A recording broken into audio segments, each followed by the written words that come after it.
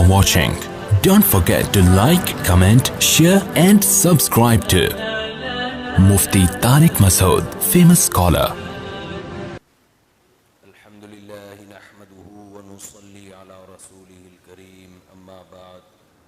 A'udhu billahi minash shaytanir rajim. Bismillahir rahmanir rahim.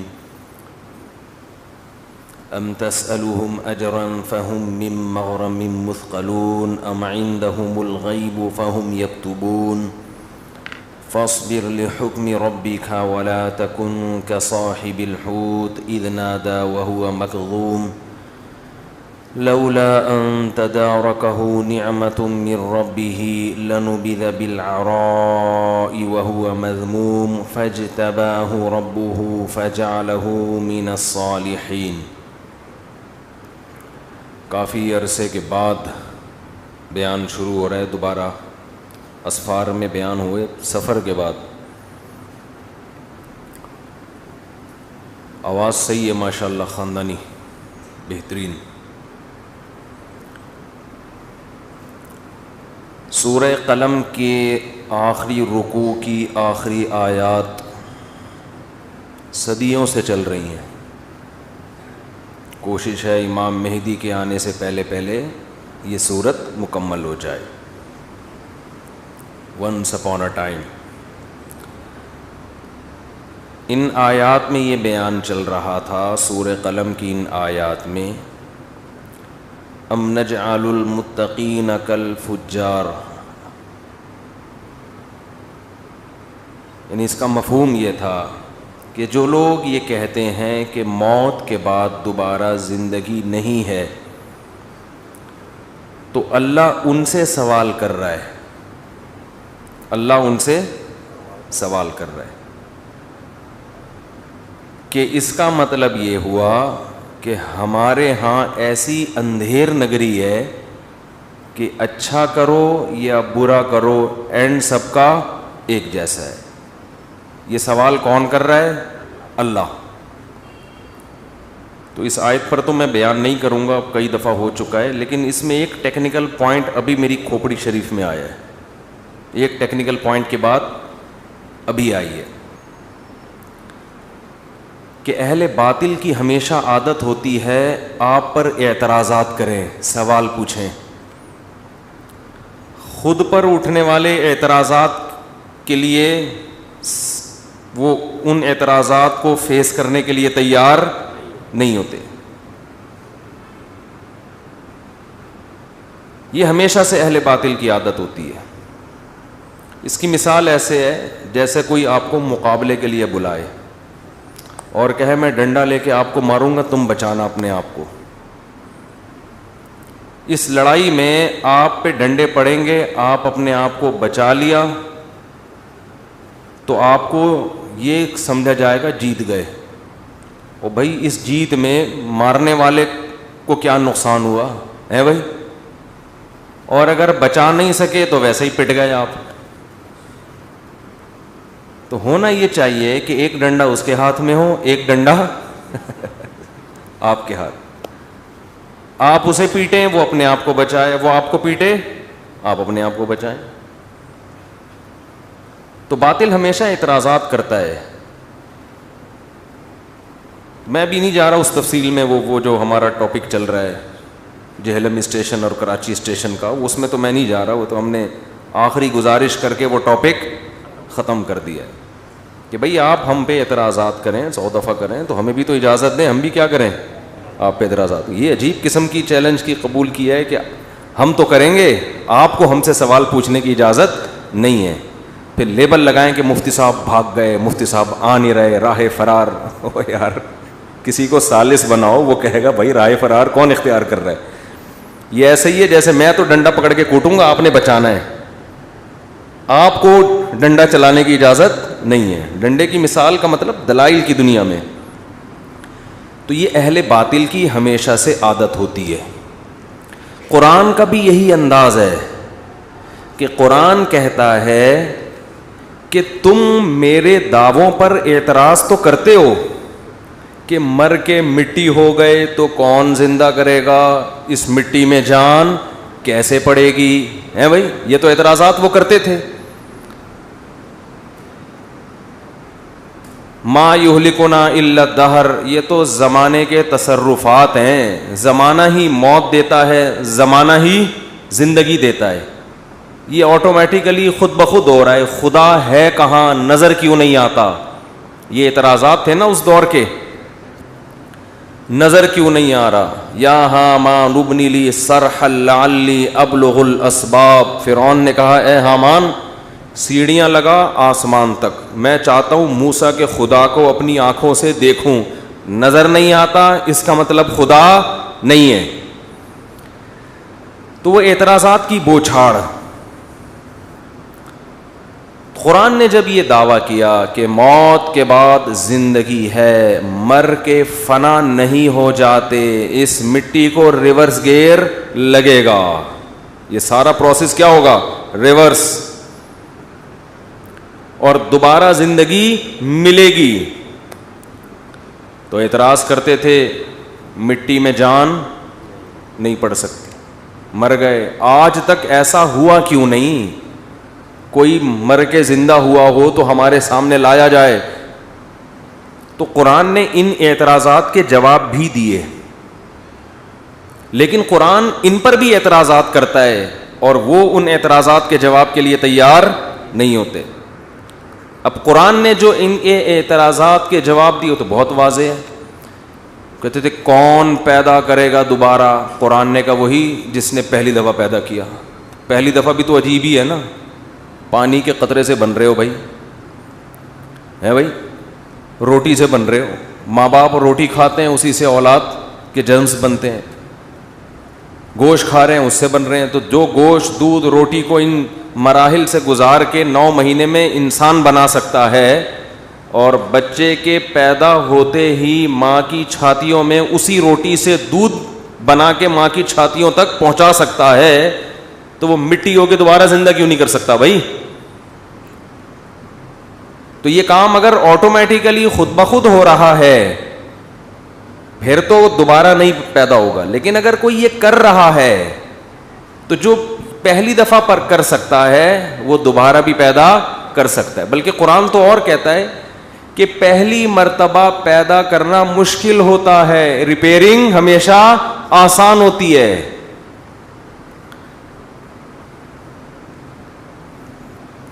جو mobile کی original company ہے نا، جو اوریجنل موبائل بناتی ہیں وہ فرسٹ ٹائم بناتی ہیں. چائنا کیا مارتا ہے فوراً؟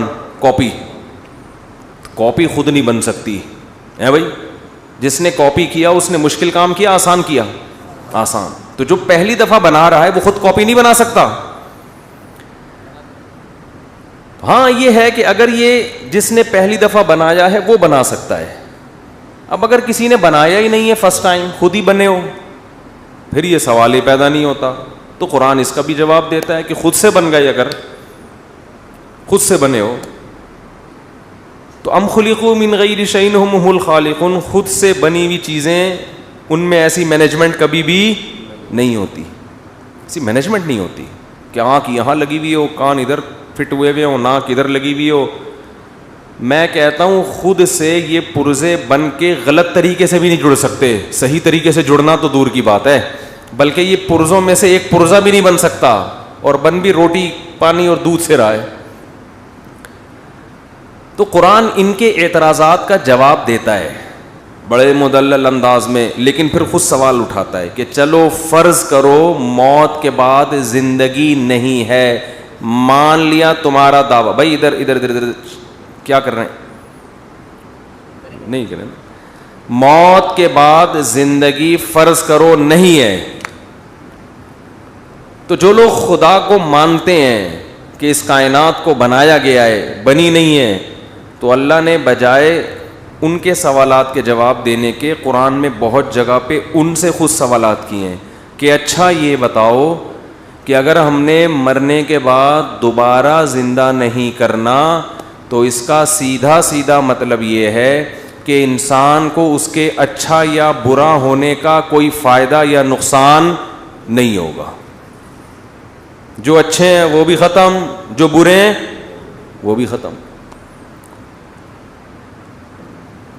حالانکہ ہم دیکھتے ہیں بعض اچھے بہت اچھے ہوتے ہیں, بعض برے بہت برے ہوتے ہیں. کچھ ایسے اچھے ہوتے ہیں اپنی جان کو ہلاک کر کے دوسروں کو بچا لیتے ہیں. کچھ اتنے برے ہوتے ہیں کہ چند ٹکوں کی خاطر لوگوں کے گھروں کو اجاڑ دیتے ہیں, وہ قتل کرتے ہیں. تو دو نظریے ہیں بھائی, یا تو حساب ہے یا نہیں ہے. قرآن کہہ رہا ہے کہ جو لوگ یہ کہتے ہیں نا حساب نہیں ہے, ان پر سوال پیدا ہوتا ہے کہ پھر تو رزلٹ سب کا کیا ہو رہا ہے, ایک جیسا ہو رہا ہے. یہ اتنی بڑی دھاندلی خدا کیسے کرے گا بھائی؟ اس کا مطلب تو لوگوں کو کھلی چھوٹ دی جا رہی ہے, جو مرضی کرو بیٹھ کے, جو مرضی کرو, کوئی پوچھنے والا نہیں. قوانین تھوڑی پوچھتے ہیں بھائی, قوانین تو چھپ کے کچھ کرتے رہو. کسی دیکھو قتل کے بہت سے ایسے طریقے جو قاتلوں کے ہاں رائج ہیں کہ قتل کرو بندہ پکڑا نہیں جاتا, جس نے کیا وہ بچ جاتا ہے اور بے گناہ پہ الزام لگ جاتے ہیں. تو دنیا میں ہر جگہ ہوتا ہے. اس لیے قرآن کا یہ دعویٰ ہے کہ انسان کا حساب و کتاب ہوگا. اب جب ہوگا تو پھر غیر خاندانی حساب نہیں ہوگا, بلکہ کون سا ہوگا؟ خاندانی حساب. پھر انسان کا انسان پہ ظلم تو دور کی بات, کسی جانور پہ بھی ظلم کیا ہوگا, اللہ اس کا بھی حساب انسانوں سے لے گا. یہی وجہ ہے کہ جو لوگ آخرت پہ یقین رکھتے ہیں ان میں من حیث القوم آج بھی جانوروں پہ ایسا ظلم نہیں ہوتا جیسا ظلم غیر مسلم جانوروں پہ کرتے ہیں. آپ دیکھ لو, مسلمان جانور کو ذبح کرتے ہیں, اس کا خون بہا دیتے ہیں, اس سے موت کی تکلیف نسبتاً کم ہوتی ہے. لیکن آپ یوٹیوب پہ ویڈیو سرچ کرو, زندہ جانور کو اٹھا کے کس میں ڈال دیا؟ کڑھائی میں ڈال دیا. اسلام اس کی اجازت دیتا ہے بھائی؟ کوئی مسلمان کرتے ہیں؟ زندہ جانور اٹھا کے کس میں ڈال دیا؟ کھولتے ہوئے پانی میں. میں نے بیان بھی اس پہ ایک ریکارڈ کروایا تھا. جانوروں پہ دنیا میں بہت ظلم ہو رہا ہے, اس کے خلاف کوئی آواز نہیں اٹھاتا. آواز اٹھاتے ہیں چند مخصوص جانوروں کے بارے میں, چند مخصوص, کہ بونی مارو, مارخور نہیں مارو, اس کی نسل ختم ہو رہی ہے. ٹھیک ہے بھائی, نہیں مارنا چاہیے, نسل ختم ہو رہی ہے. یا اور دو چار کوئی جانور ہوں گے. جو جانور سب سے زیادہ انسان کی خدمت کر رہے ہیں ان پہ ظلم سب سے زیادہ ہو رہا ہے. آپ دیکھیں یوٹیوب پہ چائنیز آپ کو نظر آئیں گے, زندہ مرغا اٹھا کے کھولتے ہوئے پانی میں ڈال دیا, پھر اس کو نکالا, وہ تڑپ رہا ہے تکلیف سے, اس کے پر نوچ دیے کہ بھائی یار تم اس کو جان سے مارنے کے بعد یہ کام کر دیتے. تھوڑی دیر کے لیے اپنی انگلی کو کھولتے ہوئے پانی میں ڈالیں, آپ کڑھائی میں ڈالیں تو آپ کو احساس ہوگا. لیکن جانور کے ساتھ کتے ڈال دیتے ہیں, زندہ کتے اٹھا کے پھینک دیے کھولتے ہوئے پانی میں, وہ چیخ رہا ہے, چلا رہا ہے, اور وہ کتا زندہ نکال لیتے ہیں, پھر اس کی کھال ادھیڑی جا رہی ہے زندہ کی. تو آپ کیا سمجھتے ہو؟ اللہ کہتا ہے کہ کیا یہ میری مخلوق نہیں ہے, تم جو مرضی کرتے پھرو. دیکھو جو غیر مسلم ہے نا, جو خدا کو نہیں مانتے, ایک طرف وہ ایکوالٹی کے قائل ہیں کہ سب کیا ہیں؟ برابر, کیونکہ اتفاق سے بنے ہیں تو کسی کو کسی پہ برتری نہیں ہے. میں بھی اتفاق سے بنا, گدھا بھی اتفاق سے بنا, بیل بھی اتفاق سے بنا, مرغی بھی اتفاق سے بنی, تو سب مخلوق کو زندہ رہنے کا حق ہے نا. تو ہونا تو یہ چاہیے کہ کسی جانور کو کھانے کی بھی اجازت نہ ہو, لیکن قائل مساوات کے ہیں اور بے لگام اتنے ہیں کہ جو جب چاہے جس جانور کو اٹھا کے کڑھائی میں ڈال دے. وہ چیخ رہا ہے, چلا رہا ہے, اس کی پکار نہیں سنی جاتی. دوسری طرف اسلام ہے جو یہ کہتا ہے کہ یہ کائنات کس کے لیے بنی ہے؟ انسان کے لیے, اور انسان کو اس دنیا پہ حکومت کرنے کا حق ہے. لیکن وہ جانوروں کے حقوق سکھا رہا ہے آپ کو کہ حق کا یہ مطلب نہیں ہے کہ بے لگام ہو گئے ہو. نبی صلی اللہ علیہ وسلم نے فرمایا جس نے چڑیا بھی ماری نا, چڑیا کھانے کی نیت سے نہیں, ویسے ہی, حدیث کا مفہوم ہے اس کا بھی حساب دینا پڑے گا اس کو. ویسے ہی کیوں مارا اس کو آپ نے؟ کیونکہ حقیقی مالک اس کائنات کا کون ہے؟ اللہ ہے، آپ نہیں ہو. یہ جانور اللہ نے آپ کے تابع کیے ہیں آپ کو فائدہ پہنچانے کے لیے. تو جہاں کوئی فائدہ ہو رہا ہے وہاں تو ٹھیک ہے, جہاں فائدہ نہیں ہو رہا وہاں آپ کو جانور پہ کو قتل کرنے کی اجازت نہیں ہے. یہاں تک کہ حدیث کا مفہوم ہے, صحیح حدیث ہے, بلا وجہ ایک چیونٹی بھی اگر ماری بلا وجہ, اس پہ بھی اللہ پوچھے گا آپ سے کیوں. حدیث میں آتا ہے ایک پیغمبر کو ایک چیونٹی نے کاٹا تو انہوں نے ساری چیونٹیوں کو مار دیا. تو اللہ نے وحی کی کہ کاٹا ایک نے تھا, مارا باقیوں کو کیوں آپ نے؟ نہیں آ رہی میرا خیال ہے بات سمجھ میں. تو اللہ کہتا ہے اصل بادشاہ اس کائنات کا کون ہے؟ میں ہوں. میں نے تمہیں اجازت دی ہے کہ ان جانوروں سے تم فائدہ اٹھاؤ. تو حدیث میں آتا ہے جانور پہ اس کی حیثیت سے زیادہ بوجھ ڈالنا یہ کیسا عمل ہے؟ حرام اور ناجائز. گدھے پہ آپ نے اتنا بوجھ ڈال دیا اس بیچارے سے چلا نہیں جا رہا. تو لوگ کہتے ہیں چونکہ کوئی حساب لینے والا نہیں ہے, کوئی پوچھنے والا نہیں ہے. فقہا نے یہاں تک مسئلہ بیان کیا ہے کہ جانور جو اپنے بچوں سے بے پناہ محبت کرتے ہیں ان جانوروں میں بچے اور ماں کو الگ کرنے کی بھی اجازت, بولتے کیوں نہیں ہے. یار یہ مسئلہ جب میں بیان کرتا ہوں ایک اور مسئلہ کھوپڑی شریف میں آتا ہے. ایک طرف تو علماء یہ لکھ رہے ہیں کیونکہ حدیث میں آتا ہے ایک صحابی نے پرندوں کے بچے کو اٹھا لیا تھا تو اس سے پرندہ پریشان ہوا تو آپ نے ان صحابی کو منع کیا کہ یہ عمل مت کرو. پرندے اپنے بچوں کو بہت محبت سے پالتا ہے, سانپ سے لڑتے ہیں پرندے اپنے بچوں کی خاطر, اور آپ صرف انٹرٹینمنٹ کے لیے بچے اٹھا کے گھر لے آؤ. سمجھ رہے ہو کہ نہیں سمجھ رہے؟ مجھے ایک بات بتاؤ, جو مذہب اس کی اجازت نہیں دیتا کہ بچوں کو ماں سے جدا کیا جائے, وہ مذہب اس کی اجازت کہاں دیتا ہے کہ انسان کے بچوں کو ماں یا باپ سے جدا کیا جائے؟ آج طلاق کے بعد ہول سیل کے حساب سے یہ ہو رہا ہے کام.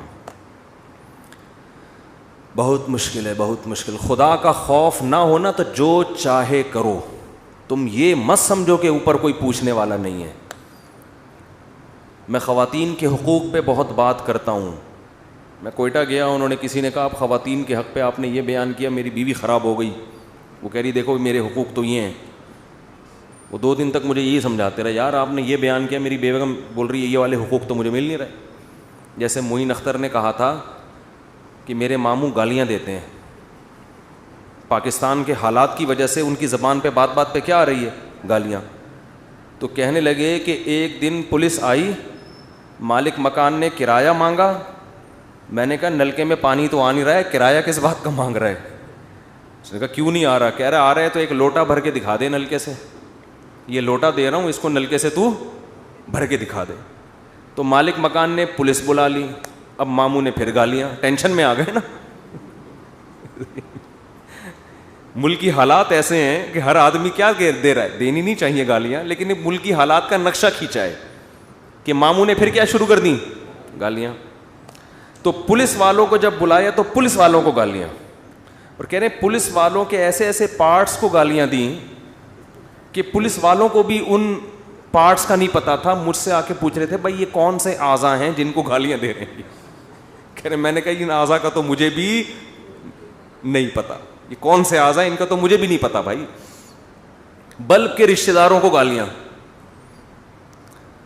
لائٹ گئی تو بلب کے رشتہ داروں کو گالیاں.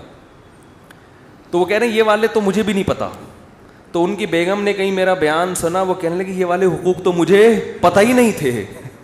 یہاں سے میرا دماغ ادھر گیا ہے. یہ والے حقوق تو اسلام نے عورت کو دیے تو مجھے پتہ ہی نہیں تھے. تو مجھے کہنے لگے یار کیا؟ میں نے کہا اگر حقوق بنتے ہیں تو دو بھائی, یہ کوئی بات تو نہیں ہوئی نا. لیکن ایک گڑبڑ کہاں ہو رہی ہے, جب میاں بیوی میں علیحدگی ہوتی ہے تو خواتین 90% خواتین شوہر سے بچے چھین لیتی ہیں. وہ تڑپتا پھرتا ہے اور کوئی قانون جب تک بہت بڑا پوا نہ ہو, جج آپ کا چھوٹا بھائی ہے بلکہ وہ بھی نہیں مانے گا, بہت ٹھیک ٹھاک پیسہ ہو آپ کے پاس جج کو رشوت دینے کے لیے, بہت بڑی کوئی سورس ہو, اس وقت تک جج آپ کے حق میں فیصلہ بولو نہیں کرے گا. مکمل حقوق کس کے پاس جاتے ہیں؟ عورت کے پاس. آدمی خرچہ دے دے کے آدھا ہو جائے گا, ملے گا اسے کچھ بھی نہیں. عدالت سارا خرچہ آپ سے لے گی, مگر آپ کو باپ کے حقوق. ابھی تم لوگ کے ساتھ ایسا ہوا نہیں ہے, ہو گیا تو پھر بولو گے یہ مولوی صحیح کہہ رہا تھا. اللہ کرے نہ ہو ایسا. پھر آپ کے بچوں کو آپ کے خلاف ورغلایا بھی, نچوڑا پورا جائے گا آپ کو, سرنج سے نا پورا نچوڑا جائے گا. اسکول کی فیسیں بھی اس سے لو, علاج کا خرچہ بھی اس سے لو, لیکن بچوں کو باغی بنایا جائے گا کس کے خلاف؟ باپ کے خلاف. تو میں ان خواتین سے کہتا ہوں, اور اگر مرد چھین لے عورت سے تو وہ بھی ظالم ہے. یک طرفہ بات نہیں کر رہے ہم, جو بھی ظلم کرے گا وہ کیا ہے؟ ظالم ہے. تو بتاؤ, جس مذہب نے جانور کے بچوں کو اس کے پیرنٹ سے جدا کرنے کی اجازت نہیں دی, وہ انسان کے بچوں کو ایک دوسرے سے جدا کرنے کی اجازت کیسے دے سکتا ہے؟ کتنا بڑا ظلم ہے باپ یا ماں پر. میاں بیوی میں جو مرضی ہو, قرآن کہہ رہے لا تضار والدۃ بولدہا ولا مولود لہ بولدہ, بچے کی وجہ سے نہ ماں کو نقصان پہنچاؤ اور نہ باپ کو. اور جو بچے ہیں جو جدائی کے بعد بچے بڑے ہو جاتے ہیں, ان بچوں سے بھی میری خصوصی گزارش ہے, ایک کہیں بھی ماں باپ میں سیپریشن ہوئی ہو, بچے باپ کے پاس چلے گئے یا ماں کے پاس چلے گئے, تو باپ کی باتوں میں آ کے ماں کے خلاف نہ ہو جاؤ, اور ماں کی باتوں میں آ کے باپ کے خلاف. بچے جس کے ساتھ رہتے ہیں اسی کے رنگ میں ڈھل جاتے ہیں. جو پروپیگنڈا باپ نے کیا ماں کے خلاف, بچے سمجھتے ہیں کہ یہ ٹھیک ہے, حالانکہ ماں سے مل کر وہ اس بدگمانی کو دور کر سکتے ہیں, مگر وہ ماں سے ملتے نہیں. وہ پتہ کیا الزام لگائیں گے؟ 10 سال ہو گئے ہماری ماں ہم سے کبھی ملی نہیں ہے, ہمیں تو بھول گئی. یہ نہیں پتا ہوتا کہ اس کمبخت باپ نے ملنے ہی نہیں دیا. نہیں آ رہی شرارت سمجھ میں؟ شرارت پتہ کیا ہوتی ہے؟ باپ بچے کو ماں سے نہیں ملنے دیتا اگر وہ غالب ہو, اور وہ جب بچے بڑے ہو رہے ہوتے ہیں تو اس کو سمجھاؤ دیکھو تمہاری ماں تو تمہیں بھول گئی, حالانکہ وہ تڑپ تڑپ کے رو رہی ہوتی ہے, تمام کوششیں اس کی ناکام ہو چکی ہوتی ہیں, کیونکہ آپ کے جج سے تعلقات ہوتے ہیں. پھر بچے اور بدگمان ہو جاتے ہیں کہ ہماری ماں تو ہمیں ہمیشہ کے لیے بھول گئی. اور اگر ماں کے پاس ہوں تو ماں ان کو یہ سمجھاتی ہے کہ دیکھو 10-15 سال ہو گئے تمہارے باپ نے مڑ کے نہیں دیکھا, نہ کبھی خرچہ بھیجا. بچوں میں اتنی سینس نہیں ہوتی کہ باپ سے مل کے پوچھیں کہ ابا حقیقت بتاؤ ہے کیا. سمجھتے ہو کہ نہیں سمجھتے؟ اس زمانے میں کسی کے خلاف جب کسی سے سنو تو یک طرفہ بات سن کے کبھی بھی بدگمان مت ہو. انسان کی عادت ہے وہ اپنے مفاد میں بات کرتا ہے. جب کرے گا 4 اس میں جو ہے نا ٹماٹر اور پیاز کا تڑکا لگا کے رائی کو پہاڑ بنائے گا. وہ بچے کے لیے ماں کا جیسا حق ہے باپ کا بھی ویسا ہی, باپ کا جیسا حق ہے ماں کا بھی ویسے. میرے پاس آتے ہیں ایسے کیسز, بچہ کہتے ہیں ہمارے باپ نے ہمیں پوچھا نہیں. میں کہتا ہوں بھائی جو باپ ہے نا اس کے پانی سے اللہ نے تمہیں بنایا ہے, اس کا حق قیامت تک ختم, مرنے کے بعد بھی ختم نہیں ہوگا, زندگی تو دور کی بات ہے. اور جس ماں نے تمہیں جنا ہے اس کا حق اب کبھی بھی ختم نہیں ہوگا. چاہے ماں باپ ایک دوسرے کو, اللہ کے شرک سے بڑا جرم کوئی ہو سکتا ہے؟ قرآن کہہ رہے ماں باپ اتنے بڑے ظالم کہ اللہ کے ساتھ شرک کر رہے ہوں, بلکہ تمہیں بھی کافر بنا رہے ہوں, تو بھی ان کے ساتھ صاحبہما فی الدنیا معروفا, دنیا میں تم نے ان سے اچھا سلوک ہی کرنا ہے, کیونکہ تمہارا تو باپ ہے نا, وہ میرا نافرمان ہے, میں نمٹوں گا. تو یہ بہت ہو رہا ہے آج کل مارکیٹ میں, سمجھ رہے ہو کہ نہیں سمجھ رہے؟ تو میں یہ عرض کر رہا تھا کہ خدا کا انکار کرنے والے لوگ قائل کس کے ہیں؟ مساوات کے, مگر ظلم کس پہ کر رہے ہیں؟ مساوات والا معاملہ نہیں ہے. جانوروں کو اٹھا کے کہاں پھینک دیا؟ کھولتی ہوئی کڑھائی. اور یہ بھی ایک ٹیکنیکل پوائنٹ کی بات میں پہلے بتا چکا ہوں, دوبارہ ریپیٹ کر رہا ہوں, نئے لوگ بھی آ جاتے ہیں. دیکھو اسلام نے جن جانوروں کو کاٹ کے کھانے کی اجازت دی نا, ان پہ جانوروں پہ ایک بہت بڑا احساس ہے کہ یہ وہ جانور ہیں جن میں شعور زیادہ نہیں ہوتا, اور جو حرام جانور ہیں نا ان میں اکثر میں بہت زیادہ شعور ہوتا ہے. ان کو اندازہ ہوتا ہے کہ ہمارے ساتھ ہونے والا کیا ہے. آپ یوٹیوب پہ ویڈیوز دیکھ لیں, چائنیز کتے کھا رہے ہیں, ایک کتے کو ماریں گے نا 10 کتوں کو احساس ہو جائے گا کہ اگلا قتل کس کا ہونے والا ہے, ہمارا. وہ بہت سخت اس خوف میں مبتلا ہو جاتے ہیں. ان کی آوازیں دیکھ کے ترس آتا ہے انسان کو, کیونکہ کتا ایک ذہین جانور ہے, اسے احساس ہوتا ہے کہ میرا مالک کیا کر رہا ہے, کھانے والا ہے مجھے, وہ خوف میں آتا ہے. اسلام نے جن حلال جانوروں کے کھانے کی اجازت دی, ہم بقرعید میں دیکھتے ہیں ادھر 10 گائے لیٹی پڑی ہیں, خون بہہ رہا ہے, اور اسی کے قریب کھڑی ہوئی گائے دم ہلا کے انجوائے کر رہی ہوتی ہے. اسے یہ پتہ ہی نہیں ہوتا کہ اگلا نمبر کس کا ہے, میرا. وہ کھڑی ہوئی ہے, اس کے سامنے پانی رکھیں, پانی پیے گی, چارہ ڈالیں, کھانا کھائے گی. یہ بھی اللہ کی رحمت ہے ان جانوروں پہ کہ جب تک گلے پہ چھری نہیں چلتی ان کو تکلیف کا احساس نہیں ہوتا.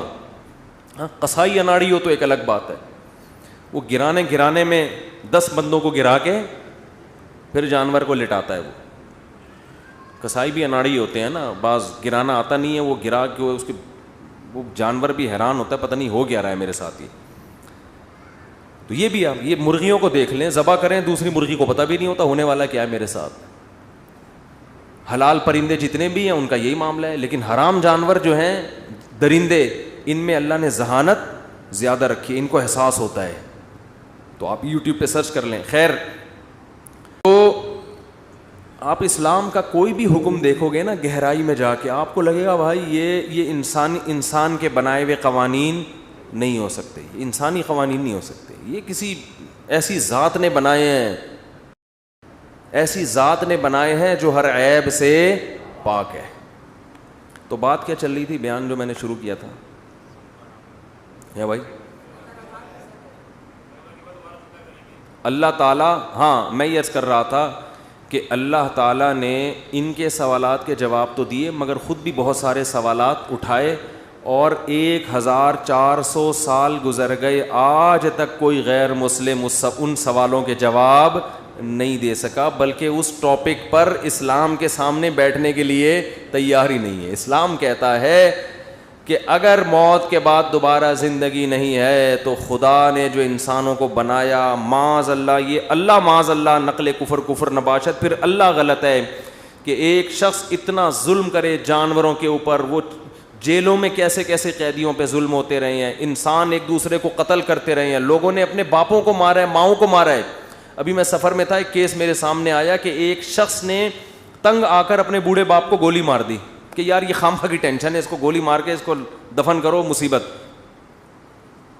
پکڑا بھی نہیں گیا, پیسے ویسے کھلائے یا کچھ کیا, بچ گیا.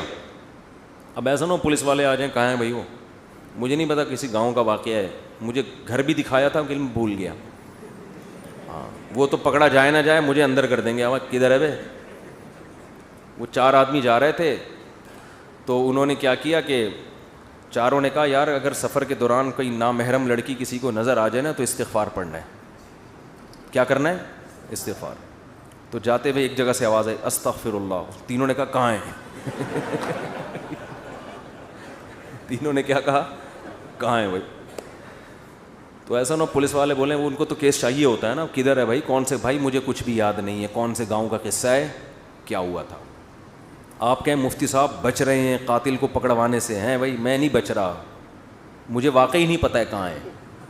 لیکن پولیس والے نا یہ بات نکلوانے میں کہ مجھے نہیں پتا اس میں آدمی آدھا ہو جاتا ہے. تو ایسے کیسز ہوتے ہیں, ماں کو قتل کر دیا, باپ کو قتل کر دیا, دادی کو قتل کر دیا, ایسے بھی کیسز ہیں. اپنی بوڑھی دادی کو, بوڑھے دادا کو وراثت لینے کے لیے قتل کر دیا. کیسا ترس آتا ہے انسان کو بوڑھوں کو دیکھ کے, یار دادی تو ایسا پیارا رشتہ ہوتا ہے, ایسا چہرے پہ اس کے ایک اللہ نے نور رکھا ہے بوڑھی دادی پر, وہ تو ماں سے بھی زیادہ پیار آتا ہے انسان کو, اس کے اوپر مار دیتے ہیں. تو کیا اللہ پوچھے گا نہیں؟ تو قرآن کہتا ہے کہ ان لوگوں سے پوچھو کہ دنیا میں جو کچھ بھی کرتے رہو کوئی پوچھنے والا نہیں ہے. نا نا نا نا نا, قرآن کہتا ہے ایسا حساب ہوگا, ایسا حساب, لا یغادر صغیرۃ ولا کبیرۃ الا احصاها, کہ جب اعمال نامہ اپنی آنکھوں سے دیکھو گے کہو گے ما لی ھذا الکتاب، یہ کیسا، یہ تعجب سے جب انسان کوئی لفظ بولتا ہے نا تو یہ جملہ بولتا ہے یار یہ کیسی رپورٹ ہے بھائی، یہ کیسا رزلٹ ہے، آج تک تو ہم نے ایسا اتنی ایکوریسی کسی رزلٹ میں دیکھی نہیں ہے. یعنی آپ کوئی ایگزامینر یا ممتحن جس نے نمبر لگانے ہو نا، وہ ایک ایک چیز کے نمبر نوٹ کر رہا ہو تو آپ حیران ہو جاتے ہیں یار ایسا جو میرا تجزیہ تھا بالکل اسی کے حساب سے اتنے ہی نمبر ملے ہیں. تو قرآن کہتا ہے کہ جب اعمال نامہ اپنی آنکھوں سے دیکھیں گے تو کہیں گے کہ یہ کیسا اعمال نامہ ہے کہ زندگی کا ایک گوشہ بھی انہوں نے اس میں نہیں چھوڑا گیا، ہر چیز آ گئی ہے. کسی کو گالی دی، کسی جانور پہ ظلم کیا، کسی انسان کو برا بلا کہا، کسی کی ادنا سی غیبت کی، حتیٰ کہ تنہائیوں میں پہاڑ کی کھائی میں بیٹھ کر، گہرائی میں بیٹھ کر کوئی ایک دفعہ سبحان اللہ کہا، یاتی بہ اللہ، اللہ کہتے ہیں اس کو بھی نکال کے لے آؤں گا، اس دن اس نے فلاں موقع پر ایک دفعہ اپنی زبان سے اللہ کی حمد کی تھی. ایک ایک چیز لے کر آئے گا اللہ، معمولی سا ظلم، معمولی سی زیادتی، ہر چیز آنے والی ہے. تو ایک نظریہ یہ ہے کہ ایک ایک چیز کا حساب ہوگا، اور ایک نظریہ یہ ہے کہ کسی بھی چیز کا کوئی بھی حساب بولو نہیں ہے. انسان کا بچہ جو بنے گا یہ سوچ کے بنے گا کہ کسی بھی چیز کا حساب نہیں ہے، یا یہ سوچ کے بنے گا کہ ایک ایک چیز کا حساب ہے. اچھا درمیان میں کوئی نہیں ہے، کوئی مذہب نہیں ہے کہ نہیں کچھ چیزوں کا ہے کچھ چیزوں کا نہیں ہے، ایسا کوئی کچھ بھی نہیں ہے. تو یہ اسلام ہے. تو قرآن کیا کہتا ہے کہ ان سے پوچھو کہ اگر حساب و کتاب نہیں ہے تو بڑا ظالم، چھوٹا ظالم، نیک بد سب کیا ہو گئے برابر، مر کے مٹی ہو گئے، ختم. یہ تو اور کیا، موجہ ہی موجہ. پھر تو لائف کو کیا کرو اور انجوائے کرو. تو یہ سورہ قلم میں یہ آیتیں چل رہی تھیں کہ اللہ نے ان سے سوال کیے ہیں جن کے اب تک کوئی رپورٹ بولو نہیں آئی. ایسے بہت سارے سوال قرآن نے کیے میں ان سے. قل هل عندکم من علم فتخرجوه لنا. یہ بھی ایک، یہ لوگ تقدیر پہ ایک اعتراض کرتے تھے. اسلام کا عقیدہ تقدیر ہے نا، اسلام کا عقیدہ تقدیر ہے کہ سب کچھ پہلے سے طے شدہ ہے، اللہ کے علم میں سب کچھ ہے، اسی کے حساب سے جنت بھی لکھی جا چکی ہے اور جہنم بھی. یہ اسلام نے بیان کیا. ہم اچھی بری تقدیر پر ایمان رکھتے ہیں، ہمارے ایمان کا حصہ ہے، ہمارے ایمان کا جزو ہے. اس پر غیر مسلم کہتے تھے کہ جب سب کچھ پہلے سے ہے تو قرآن کہتا ہے یہ ابھی بھی کہتے ہیں، اور موت کے بعد جب ان کو اللہ عذاب دے گا تو اس وقت بھی کہیں گے کہ اگر اے اللہ تو چاہتا تو ہمیں زبردستی سیدھے راستے پہ بولو لے آ سکتا، اور ہمیں جنت میں جانا ہی نہیں تھا، تو جب جانا ہی جہنم میں تو جا رہے ہیں، تو اب ہمیں سزا کیوں دے رہا ہے، اس میں ہمارا قصور کیا ہے. قرآن نے کیا کہا، قل هل عندکم من علم فتخرجوه لنا. تمہیں پہلے سے یہ علم تھا کہ تم نے جہنم میں جانا ہے؟ اگر تھا تو لے آؤ. جواب سمجھ میں آیا؟ یہ جواب نہیں، یہ قرآن سوال کر رہا ہے جس کا اب تک جواب، یہ میں اس کو ذرا آسان انداز میں سمجھاتا ہوں. قرآن نے تو آسان میں، لیکن عربی میں ہے نا، تو میں اس کو اردو میں آسان انداز میں سمجھاتا ہوں. بہت سے لوگ تقدیر کے عقیدے کی وجہ سے کہتے ہیں کہ بھائی جب ہماری قسمت میں گناہ لکھا ہوا ہے، قسمت میں ہر چیز لکھی ہوئی ہے، صرف عمر نہیں لکھی ہوئی کتنا زندہ رہنا ہے، ایک ایک پکوڑا آپ کی قسمت میں لکھا ہوا ہے. حقیقت بتا دو کہ کتنا کھانا ہے کتنا نہیں کھانا، ایک ایک سموسہ لکھا ہوا ہے. کیونکہ اللہ کا علم تو کامل ہے نا، اللہ کو تو سب پتہ ہے کس نے کتنے پکوڑے کھانے ہیں کتنے نہیں کھانے، کس نے معذرت کے ساتھ کتنی شادیاں کرنی ہیں کس نے نہیں کرنی، کس کے کتنے بچے ہوں گے کس کے نہیں ہوں گے، کس کے بیٹے ہوں گے کس کی بیٹیاں ہوں گی، سب کچھ، کون جنت میں جائے گا اور کون جہنم میں جائے گا، کون فلاں موقع پہ گناہ کرے گا کون فلاں موقع پہ نیکی کرے گا، ایک ایک چیز پہلے سے طے شدہ ہے. یہاں لوگ سوال پوچھتے ہیں کہ جب پہلے سے طے شدہ ہے تو ہم تو اسی کے حساب سے گناہ کر رہے ہیں نا، تو ہمیں اس پہ سزا کیوں ملتی ہے؟ سمجھ میں آ رہی ہے بات کہ نہیں آ رہی ہے؟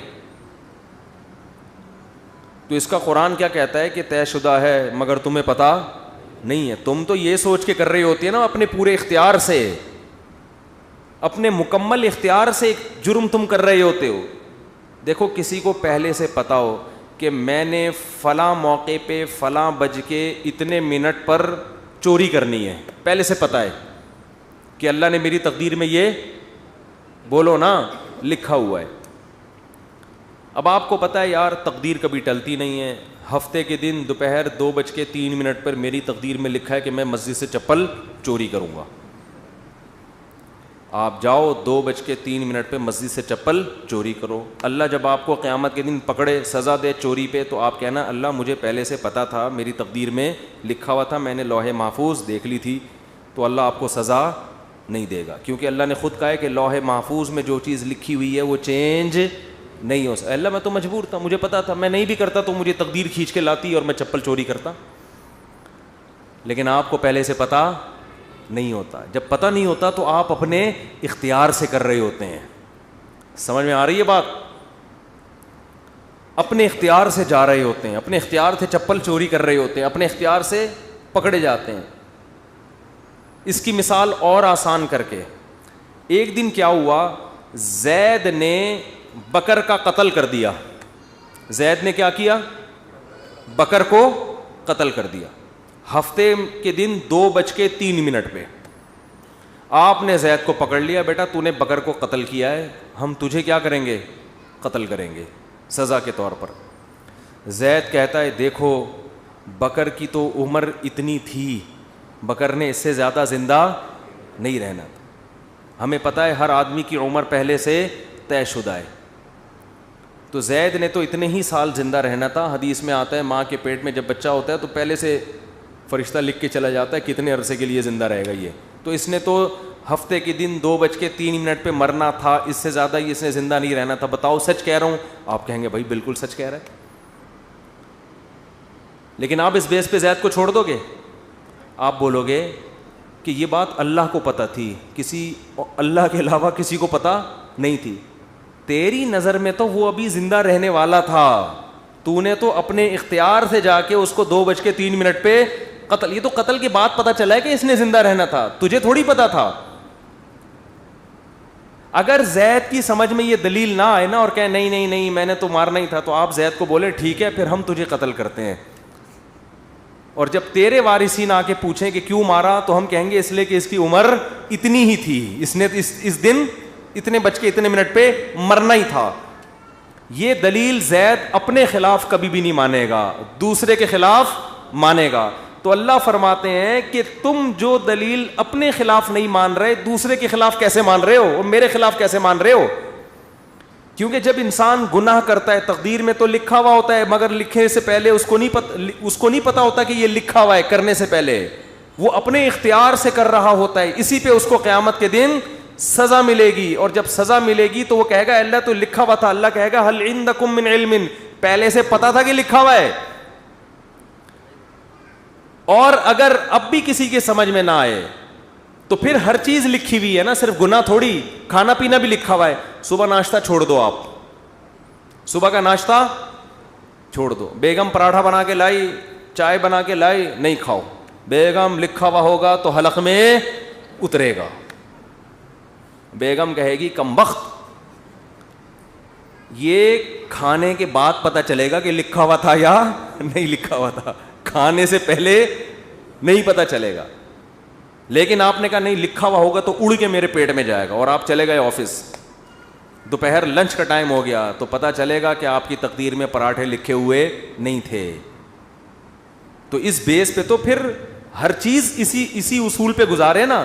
دنیا میں پیسے بھی نہیں کمائے کہ لکھے ہوئے ہوں گے تو مل جائیں گے, نہیں لکھے ہوئے ہوں گے تو نہیں ملیں گے. ٹرک آ رہا ہے اس کے سامنے آ کے کھڑا ہو جائے, بھائی تقدیر میں لکھا ہوا ہے کہ اس نے مجھے اسٹیکر بنانا ہے. کراچی میں جو ٹرک ہے نا وہ کچلتے نہیں ہیں, اسٹیکر بناتے ہیں. اتنے بھاری بھاری ٹرک ہوتے ہیں, ان کے ٹائر کے نیچے اللہ نہ کرے کوئی بندہ آ جائے, لاش بھی نہیں ملتی اس کی. تو اب ٹرک کے سامنے آ جاؤ ہے بھائی, اور بولو بھائی لکھا ہوا ہوگا تو مروں گا. اور واقعی جس کی تقدیر میں نہیں لکھا ہوا ہوتا ٹرک کے سامنے آگے بھی مرتا نہیں ہے, کچھ ہو جاتا ہے کچھ نہ کچھ. لیکن آپ کبھی ٹرک کے سامنے نہیں آتے.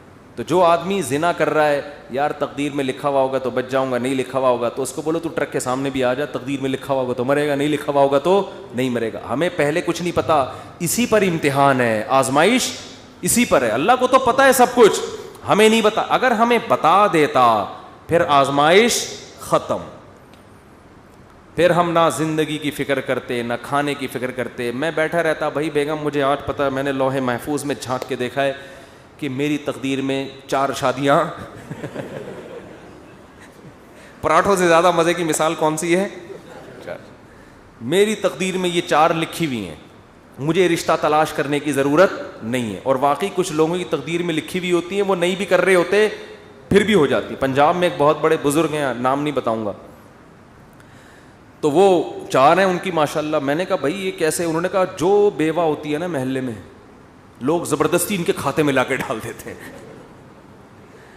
زبردستی ان کے کھاتے میں لا کے ڈال دیتے ہیں. حضرت آپ پاؤں پکڑتے ہیں، حضرت وہ بیچارے کر لیتے ہیں، نہیں چاہتے ہوئے بھی کر لیتے ہیں. تو دیکھو یہاں لوگوں کو مل نہیں رہی، اور جن کی تقدیر میں لکھی ہوئی ہے زبردستی ان کے کھاتے میں لا کے ڈالی جا رہی. تو شکر ہے 4 سے زیادہ کی اجازت نہیں ہے، ورنہ پنجاب کی ساری بیوائیں اور مطلقہ ان کے کھاتے میں. بڑے نیک ہیں وہ بزرگ، بہت نیک ہیں. تو اس لیے قرآن یہاں بھی بجائے آپ کا سوال کا جواب دینے کے نا کہ تقدیر میں لکھا ہوا ہے، قرآن آپ سے سوال کر لیتا ہے الٹا. تو یہ بھی ایک دلیل سے بات کرنے کا طریقہ ہوتا ہے کہ آپ اگلے کا سوال دینے کے بجائے آپ کہیں چل مان لیا تیری بات ٹھیک ہے، لیکن پھر ہمارا اس پہ یہ سوال ہوتا ہے، اس کا تو جواب دے. وہ قیامت تک بوکھلاتا رہتا ہے، اس کے پاس اس کا جواب نہیں ہوتا. تو ہمارا ایمان ہے، ہمارے ایمان کا حصہ ہے یہ چیز کہ ہر چیز پہلے سے طے شدہ ہے، جنتی بھی جہنمی بھی سب کچھ. کل میسر لما خلق لا. حدیث میں آتا ہے کہ جس کو اللہ نے جو جہاں کے لیے بنا ہے نا، اس کو ویسے اعمال کی توفیق ملتی ہے. اب ہمیں نہیں پتا ہمیں اچھے اعمال کی توفیق ملے گی یا برے اعمال کی، کر کے دیکھ لو. اگر اچھے اعمال کرنا شروع کر دو گے اس کا مطلب جنت لکھی ہوئی ہے، برے کرنا شروع کر دو اس کا مطلب جہنم لکھی ہوئی ہے. تو یہ آپ اس لحاظ سے تقدیر آپ کے ہاتھ میں ہے، کیونکہ ہمیں علم نہیں ہے. اور اللہ نے یہ قرآن میں جگہ جگہ کہہ دیا لا یظلم ربک احدا، تیرا رب کسی پہ ظلم نہیں کرے گا. ایک آدمی جنت میں جانا چاہتا ہے، میں زبردستی اٹھا کے تقدیر کی وجہ سے جہنم میں پھینک دوں، ایسا نہیں ہوگا. اور ایک آدمی جہنم میں چھلانگ مارنے کی کوشش کر رہا ہے اور میں اس کی تقدیر میں لکھ دوں کہ یہ جنتی ہے، نہ نہ نہ، ایسا نہیں ہوگا. تیرا رب کسی پہ ظلم نہیں کرے گا. سمجھ میں آ رہی ہے بات کہ نہیں آ رہی؟ تو میں قرآن کا انداز بتا رہا ہوں کہ قرآن بسا اوقات سوال کا جواب دینے کے بجائے کیا کر لیتا ہے؟ سوال اٹھا لیتا ہے. تو یہ ہمیں اس سے سبق ملتا ہے کہ اہل باطل کے ہر اعتراض کا جواب مت دیں، بلکہ الٹا ان سے سوال پوچھنا شروع کر دیں. سمجھتے ہو؟ یہ بھی ایک جان چھڑانے کا، یعنی صحیح طرح سے جان چھڑانے کا طریقہ ہے کہ تم بھی تو ان باتوں کا جواب دو نا. جیسے موسیٰ علیہ السلام سے فرعون نے یہ کہا کہ الم نربک فینا ولیدا ولبثت فینا من عمرک سنین. اے موسیٰ آج تو میرے سامنے مجھے نصیحت کر رہا ہے، مجھے غلط کہہ رہا ہے، تو میں نے تجھ پر احسان کیے کہ بچپن سے تجھے اپنے محل میں پالا، تو میرے ان احسانات کا جواب چاہیے. تو موسیٰ علیہ السلام نے بجائے جواب دینے کے الٹا فرعون سے سوال کر لیا ہے بھائی تلک نعمت تمنها علی ان عبدت بنی اسرائیل. اے فرعون یہ نعمت بھی تو ہے کہ تو نے صدیوں سے میری قوم کو غلام بنایا ہوا ہے اور ان کے مردوں کو قتل کر رہا ہے، میری قوم کی عورتوں کو زندہ رکھتا ہے اور مردوں کو کیا کرتا ہے؟ قتل. تو ذرا بیلنس کر کے دیکھ لے، ٹھیک ہے نا؟ بہت مشکل ہے بات سمجھانا. تو کیا کر لے؟ پلس مائنس کر لے. یہ ایک احسان اگر مان لیں اس کو احسان ہے کہ میں تیرے محل میں پلا بڑا ہوں، تو یہ جو میرے ساتھ میری قوم کے ساتھ ظلم ہو رہا ہے یہ بھی تو میری ذمہ داری ہے کہ میں اس کے خلاف آواز اٹھاؤں. تو فرعون یہ جواب، اس جواب کے بعد فرعون کیا ہو گیا؟ مزید کوئی احسان نہیں گنایا کہ تو نے اس دن میرے ہاں کھانا بھی کھایا تھا، اس دن ٹھنڈا پانی بھی پیا تھا، اس دن یہ بھی ہوا تھا، اس دن تو بیمار تھا تو میں نے تیرا علاج بھی کروایا. فرعون نے کہا یہ ایسی دلیل پیش کر دی ہے کہ بھائی سینکڑوں انسانوں کے قتل کے مقابلے میں یہ کیا اس کی حیثیت ہے؟ اتنے لاکھوں لوگ میں نے مار دیے جان سے. تو اہل باطل کی کوشش ہوتی ہے ہمیشہ آپ پہ سوار رہے ہیں, تو آپ بجائے, وہ ہمارے حضرت ایک واقعہ سنایا کرتے تھے کہ ایک آدمی اللہ سے دعا مانگ رہا تھا, اے اللہ گھوڑا دے دے. سواری کے لیے گھوڑا مانگتے ہیں نا, دیہاتی آدمی تھا بیچارہ سیدھا سادہ, اے اللہ تو نے اتنے لوگوں کو گھوڑا دیا, اے اللہ مجھے بھی گھوڑا دے دے. تو ایک دن کیا وہ چلا جا رہا ہے, دعا مانگ رہا ہے, اللہ مجھے بھی گھوڑا دے دے. اس زمانے میں گھوڑا ایسے جیسے لینڈ کروزر, دعائیں مانگ رہا ہے, اللہ میں غریب آدمی مجھے بھی گھوڑا دے دے. ایک دن کیا ہوا کہ ایک سیٹھ صاحب کی گھوڑی نے بچہ دیا. اب وہ سیٹھ صاحب جا رہے ہیں راستے میں, اس نے بچہ دے دیا. تو سیٹھ صاحب کو کوئی نظر نہیں آیا, اس نے اس کو بولا, تھپڑ مار کے بولا یہ اٹھا اپنے کندھے پہ لے کے میرے گھر پہنچا اس کو. ابھی بیچارہ ٹینشن میں آیا, گھوڑی کا بچہ بھاری ہوتا ہے, وہ اٹھا کے اپنے کندھے پہ لے کے جا رہا ہے اور کہہ رہا ہے, اے اللہ تو دعا سنتا تو ہے سمجھتا نہیں ہے. معاذ اللہ, سنتا تو ہے, میں نے گھوڑا مانگا تھا سوار ہونے کے لیے, تو نے گھوڑے کو ہی مجھ پہ سوار کر دیا. گھوڑا تو نے دیا مگر میں نے اس مقصد کے لیے تھوڑی مانگا تھا گھوڑا. معاذ اللہ, نقل کفر نباشت. تو بجائے اس کے کہ باطل کو اپنے اوپر سوار ہونے دو, باطل کے اوپر سوار ہو جاؤ کہ تم تو اتنے صبح و شام اعتراضات, یہ بھی غلط, یہ بھی غلط, یہ بھی غلط, یہ بھی غلط. تو تمہارے اندر بھی تو بہت ساری غلطیاں ہیں, تو ان کو فیس کرنے کے لیے باطل کبھی تیار نہیں ہوتا. اور ہم اس غلطیوں کا جواب دیں گے جن کو تم غلط کہہ رہے ہو, حقیقت میں وہ غلط نہیں ہے, اس کے تو ہم جواب دینے کے لیے تیار ہیں, لیکن ہم بتا رہے ہیں کہ تمہارے اندر تم نے جو کچھ کیا ہے ہم اس کا جواب اس کے لیے تیار نہیں ہوتے. تو یہ سیاستیں ہوتی ہیں, چالاکیاں ہوتی ہیں, سمجھتے ہو بات کو. تو خیر جلدی سے بیان کو سمیٹ کے ختم کرتا ہوں. تو سورہ قلم میں اللہ نے اہل مشرک کے سوال کا جواب تو دیے دوسری جگہوں پر, لیکن یہاں اللہ نے الٹا ان سے سوالات. تو یہ مضمون ہمارا کئی ہفتوں سے چل رہا تھا. پھر قرآن نے کہا ام تسألہم اجرا فہم من مغرم مثقلون. ایک اور سوال کر لیا کہ اے نبی آپ نے اتنے سالوں سے ان پہ محنت کر رہے ہیں, معاشرے سے کٹ گئے ہیں, آپ نے ان سے اس پر کوئی اجر یا کمیشن کا مطالبہ نہیں کیا. یہ خود آپ کے برحق ہونے کی دلیل ہے. ان سے مطالبہ نہیں کیا آپ نے, بلکہ آپ کا اس میں الٹا نقصان ہو رہا ہے. ام عندہم الغیب فہم یکتبون, یہ آیت ہے جس پر آج میں نے درس دینا تھا, وقت تھوڑا رہ گیا تو مختصر دیتا ہوں. قرآن کہہ رہا ہے ام عندہم الغیب فہم یکتبون, کیا ان کے پاس غیب کا علم ہے جس کو یہ لکھ رہے ہیں. کیا علم؟ یہ خوش فہمی کا شکار ہیں. دیکھو جتنے بھی لوگ جو مذہب کو فالو نہیں کر رہے, حقیقت میں وہ اس خوش فہمی میں مبتلا ہیں کہ ہمیں کچھ بھی ہونے والا نہیں ہے. جیسے ہماری حالت اچھی ہے ہمارا فیوچر بھی ایسا, یا تو مر کے ختم ہو جائیں گے, اور اگر مل بھی گیا تو کوئی برا نہیں, ہم کو برے تھوڑی ہیں, ہم کوئی برے تھوڑی ہیں. تو اللہ نے اس کا جواب دیا کہ کیا ان کے پاس فیوچر کا علم ہے پہلے سے؟ مستقبل کے بارے میں کبھی بھی بات کی جائے گی تو علم کے بغیر نہیں کی جا سکتی. کوئی آدمی کہہ رہا ہے نا فیوچر میں ایسا ہونے والا ہے, تو آپ اس سے دلیل پوچھیں گے آپ کو کس نے بتایا, وہ تانے بانے ملائے گا, صغرے کبرے ملائے گا, تو پھر اس کے بعد اگر وہ ایسے ہی کہہ رہا ہے کل یہ ہو جائے گا, پرسوں یہ ہو جائے گا, دیکھو مستقبل کے بارے میں یہ کہوں کہ کل پیر ہے تو یہ بھی فیوچر کی خبر ہے. آپ اس میں مجھ سے یہ پوچھ سکتے ہو کہ کیا دلیل ہے, میں کہوں گا دلیل یہ کہ آج کیا ہے, اتوار ہے. یہاں دلیل ہے, یہاں میرے لیے یہ دعویٰ کرنا درست ہے کہ کل کیا ہے, پیر ہے. لیکن اگر میرے پاس دلیل نہیں ہے اور میں کہوں کہ کل جو ہے وہ کل دنیا میں 3000 آدمی مر جائیں گے ایک ہی کسی حادثے میں, تو لوگ پوچھیں گے بھائی کیا دلیل ہے, کسی حادثے میں 3000 آدمی مر جائیں گے, اب میرے ذمے کیا ہے؟ میں کہوں وہ ویسے ہی میرا ذوق کہہ رہا ہے, تو یار کوئی مانے گا کوئی؟ اچھا عجیب بات یہ ہے کہ روحانی عاملوں کی یہ باتیں مان لیتے ہیں لوگ. میں یہ کہوں نا کل 3000 آدمی ایک حادثے میں, اللہ نہ کرے مرے ہیں, میں ایک مثال دے رہا ہوں, تو لوگ کہیں گے کہاں سے پتہ چلا, لوگ کہیں گے بھائی جھوٹ بول رہے, اس کو کس نے بتایا؟ یا تو قاتلوں سے تعلقات ہیں جس نے مارنے کا ارادہ کیا ہے, ایسا بھی نہیں ہے, تو یہ ہوائی بات ہوگی. لیکن یہی بات روحانی عامل کرے گا تو لوگ کیا کریں گے, حضرت کا علم ہے بھائی, حضرت کے پاس بولو علم ہے. ابھی روحانی عاملوں پہ نہیں جاؤں گا, پھر میں معین اختر کی طرح نا بلب کے رشتہ داروں کو بھی, تو اب تو میں روحانی عاملوں کے رشتہ داروں کو بھی اچھے الفاظ سے یاد نہیں کرتا. رشتہ داروں سے مراد وہی جو بلب کے رشتہ دار تھے.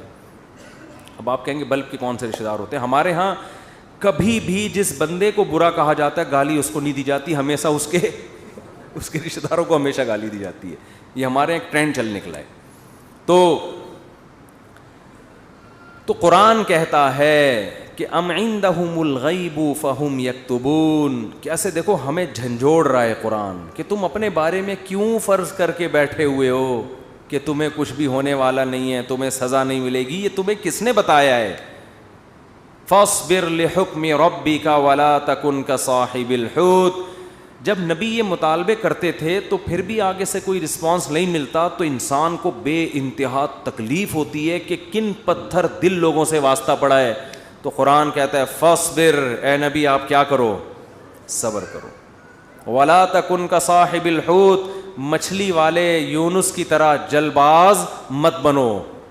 حضرت یونس علیہ السلام کی قوم نے بھی یہی سلوک کیا, لیکن یونس علیہ السلام چاہتے تھے جلدی سے فیصلہ ہو اور اپنی قوم کو چھوڑ کے نکل گئے. تو اللہ نے اس پہ آپ کی تنبیہ کی. تو آپ بھی اے نبی جلد بازی مت کریں. تو یہ نبی کے ذریعے سے ہمیں بھی بتایا جا رہا ہے کہ آپ حق کی دعوت دیتے رہیں, اور یہ نہ دیکھیں کہ یہ جو اللہ کے نافرمان لوگ ہیں, جو حق کو نہیں ماننے والے لوگ, وہ پھر بھی پھل پھول رہے ہیں. اس ٹینشن میں مت آؤ, کیونکہ اللہ انصاف کرتا ہے مگر اس میں دیر ہوتی ہے, اندھیر نہیں ہوتی. وہ لے گا انتقام, ان کو اپنے حال پہ چھوڑ دو. یہ اللہ کی حکمت اسی کا تقاضا کرتی ہے, چھوڑ دیا جائے اپنے حال پہ. آج جو اہل حق ہے نا ان کو بہت تکلیف ہوتی ہے کہ جب یہ ہم صحیح بات کر رہے ہیں لیکن آگے جواب جو مل رہا ہے وہ کیا مل رہا ہے؟ الٹا, کوئی مان کے نہیں دے رہا. تو اللہ فرماتے ہیں وَلَا تَكُنْ كَصَاحِبِ الْحُوتِ إِذْ نَادَى وَهُوَ مَكْظُومٌ. یونس علیہ السلام نے جلبازی کی اور بالآخر اللہ کی طرف سے ان کو دنیا میں تنبیہ ہوئی ہے, سزا ملی ہے. اور وہ سزا کیا ملی؟ اذ نادا وہو مخزوم, مچھلی کے پیٹ میں گئے, غم سے گھٹ رہے تھے اور اللہ کو پکارا. فنادا فی الظلمات اللہ الہ الا انت سبحانک انی کنت من الظالمین. اے اللہ تیرے سوا کوئی عبادت کے لائق نہیں. غلطی کس کی ہے؟ میری غلطی ہے, میں نے اپنی جان پہ ظلم کیا. تو اللہ نے کیا کیا؟ مچھلی کے پیٹ سے نکال لیا. دیکھو یونس علیہ السلام نے اللہ کے حکم پہ کتنا عرصہ تبلیغ کی, قوم نے نالائقی کی, پھر بھی نہیں مانے. سزا بجائے قوم کو ملنے کے کس کو مل رہی ہے؟ بولتے کیوں نہیں؟ الٹا حضرت یونس علیہ السلام کو مل رہی ہے سزا. تو اب آپ بتاؤ کیسا پیغمبروں کا صبر کا پیمانہ ہے. ایسے موقع پہ بھی اللہ کے خلاف کوئی شکایت زبان سے بولو نہیں نکالا. کیوں؟ اللہ یونس علیہ السلام کے عمل میں ہمیں بتا رہے ہیں کہ دینداری کا یہ مطلب نہیں ہے کہ تم اچھے بنو گے تو اللہ کی نوازشیں آنا شروع ہو جائیں گی. دینداری کا مطلب یہ کہ جو اللہ کا کام ہے وہ اس کو کرنے دو. تمہارا کام ہے عاجزی انکساری, بس میں ہی غلط, صحیح ہو کے بھی کون غلط؟ میں غلط. ہمیشہ غلطی کس کی کھاتے میں ڈالنی ہے؟ بولتے کیوں نہیں؟ دیکھو ہم نماز پڑھتے ہیں, نماز کے بعد 3 دفعہ استغفر اللہ پڑھتے ہیں, تو کیا کسی نامحرم کو دیکھا ہوتا ہے ہم نے نماز میں؟ بولتے کیوں نہیں؟ تو کوئی تک بنتا ہے استغفر اللہ کا؟ یا ہم نے کوئی جرم کیا ہے, نماز پڑھی اور کیا کہلوایا جا رہا ہے؟ استغفر اللہ استغفر اللہ. بھائی اگر استغفر اللہ پڑھنا تھا تو یہ نماز پڑھی کیوں کی تم نے؟ ہمیں یہ بتایا جا رہا ہے کہ تم نیکی کر کے بھی کیا سمجھو جیسے تم نے گناہ کیا ہے. کیسے گناہ؟ نماز گناہ نہیں ہے. بھائی تم یہ کہو اے اللہ جس طرح سے پڑھنی چاہیے تھی اس طرح سے نہیں پڑھی میں نے, تو نیکی کر کے بھی کہا جا رہا ہے کہ ہم غلط ہیں. ہم نے اللہ جو پڑھنی تو ہمیں معاف کر دے, ہم سے نہیں ہوئی صحیح, ہم سے کام کیا ہو گیا؟ غلط ہو گیا. مجھے یاد ہے 25-30 سال پرانا قصہ ہے, چھوٹا بچہ تھا میں اس وقت. ایک تبلیغی جماعت میں نا ایک صاحب کے سال پہ سال لگ رہے تھے, پوری دنیا میں وہ ان کے سفر ہوئے, بڑا انہوں نے وقف کیا ہوا تھا اپنے آپ کو تبلیغی جماعت کے لیے. تو میرا ان سے ٹاکرا ہو گیا. وہ مجھے سمجھانے لگے جماعت میں نکلو سیر و جیسے تبلیغ والے کرتے ہیں. اب مجھے پتا تھا یہ بہت ہی پرانے کھیڑو ہیں اور ان کی تو زندگیاں گزر گئی ہیں اس کام میں. میں نے کہا ماشاء اللہ اللہ نے آپ سے بڑا کام لیا ہے تبلیغ کا. کہتے ہیں میں نے بہت بگاڑا ہے تبلیغ کے کام کو. کہہ رہے ہیں ہم تو کام بنانے والے نہیں, کس میں, ہم تو بگاڑنے. کہہ رہے ہیں میں تو بگاڑ ہی رہا ہوں جب سے. مجھے ان کا یہ اسٹائل بہت اچھا لگا. یعنی اپنے آپ کو کہہ رہے ہیں کہ تبلیغی جماعت میں اگر کوئی خرابی ہے تو وہ کس کی وجہ سے ہے؟ بولو. وہ اپنے بارے میں کہہ رہے ہیں وہ کس کی وجہ سے, مجھے نہیں کہہ رہے تھے, اپنے بارے میں کہہ رہے تھے, وہ کس کی وجہ سے, میری وجہ سے. کہہ رہے ہیں ہم کام بنانے والے نہیں بلکہ بگاڑنے والے ہیں. اب کوئی فسادی ہوتا تو کہتا ہے جب بگاڑنے والا تو کر کیوں رہا ہے پھر ہمیں, یہ تو اس نے خود کہا ہے, اپنی زبان سے بولا ہے کہ ہم بگاڑنے والے ہیں, یوٹیوب پہ کلپ ڈالتا ہے, یہ دیکھو خود. تو مجھے ان کی یہ تواضع پسند آئی. میں نے کہا دیکھو یہ بیچارہ صبح و شام اس کام میں لگا رہتا ہے, مگر یہ کہہ رہا ہے جو تبلیغ کا کام پھیل رہا ہے اس میں جو برکتیں ہو رہی ہیں وہ میرے علاوہ لوگوں کی وجہ سے ہو رہی ہیں, اور جو خرابی آ رہی ہیں وہ کس وجہ سے ہو رہی ہیں, وہ ساری میری وجہ سے ہو رہی ہیں. تو آج مارکیٹ میں یہ چیز کیا ہے, شارٹ. ہر اچھا کام میں نے کیا, برا کام ستار بھائی نے کیا. ستار بھائی نہ ملے کہیں مجھے. ایک دن ایک فون آیا, میں نے فون اٹھایا, کون؟ کہہ رہے ستار بھائی بات کر رہا ہوں. ارے میں نے کہا بیٹا یہ مجھے نہیں چھوڑے گا, یہ کہے گا مفتی صاحب بہت تم نے جو ہے نا, لیکن وہ شکر ہے ایسی کوئی بات تھی نہیں. تو جنات کا دیکھ لو, قرآن مجید میں آتا ہے کہ جب نبی صلی اللہ علیہ وسلم نے تبلیغ کا کام شروع کیا نا, تو جنات بھی کی ایک جماعت نے نبی کے قرآن کی تلاوت سنی اور جا کے اپنی قوم کو انہوں نے تبلیغ کرنا شروع کی. تو تبلیغ کا انداز دیکھو جنات کا, کیونکہ ہدایت مل گئی تھی ان کو, مسلمان ہو گئے تھے. تو تبلیغ کیسے کر رہے ہیں کہ بھئی دیکھو دنیا میں کوئی بڑا کام ہوا ہے, ہمارا آسمانوں پہ داخلہ بند ہو گیا, انا لا ندری, ہمیں نہیں پتا, اشر ارید بمن فی الارض, کہ جو اللہ نے محمد صلی اللہ علیہ وسلم کو دنیا میں بھیجا اور شیاطین کا اوپر جانے کا سیٹ اپ بند کر دیا, ہمیں نہیں پتا کہ زمین والوں کے ساتھ شر کا ارادہ, کیونکہ بعض دفعہ اللہ پیغمبروں کو بھیجتے ہیں حجت تمام کرنے کے لیے تاکہ حجت تمام ہو اور پوری قوم کو تباہ کر دیں, تو شر بھی ہوتا ہے نا اس میں. کہہ رہے ہیں انا لا ندری, ہمیں نہیں پتا, اشر ارید بمن فی الارض, کہ جو لوگ زمین میں رہتے ہیں ان کے ساتھ برائی کا ارادہ کیا گیا ہے, ام اراد بہم ربہم رشدا, یا ان کے رب نے ان کے ساتھ بھلائی کا ارادہ کیا ہے.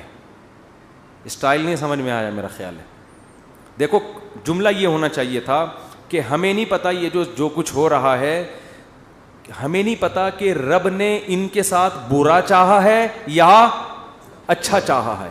اصل میں تو یہ ہونا چاہیے نا. لیکن جنات کیا کہہ رہے ہیں, آج کل تو انسان اتنے سمجھدار نہیں ہے جتنے اس زمانے کے جنات سمجھدار تھے یار. جنات یہ نہیں کہہ رہے کہ ہمیں نہیں پتا کہ اللہ نے انسانوں کے ساتھ برائی کا ارادہ کیا ہے یا اچھائی کا, یا تو یہ کہنا چاہیے تھا, یا جنات کو بالکل اس کے الٹ کہنا چاہیے تھا کہ ہمیں نہیں پتا کہ زمین والوں کے ساتھ برائی کا ارادہ کیا گیا ہے. کر کون رہا ہے یہ نام نہیں لے رہے, ہم ہائی لائٹ نہیں کر رہے. انسانوں کے ساتھ برائی کا ارادہ کیا گیا ہے یا اچھائی کا ارادہ کیا گیا. دونوں پیسو وائس ہوتے ہیں, ایکٹیو پیسے کا فرق تو پتا ہوگا نا.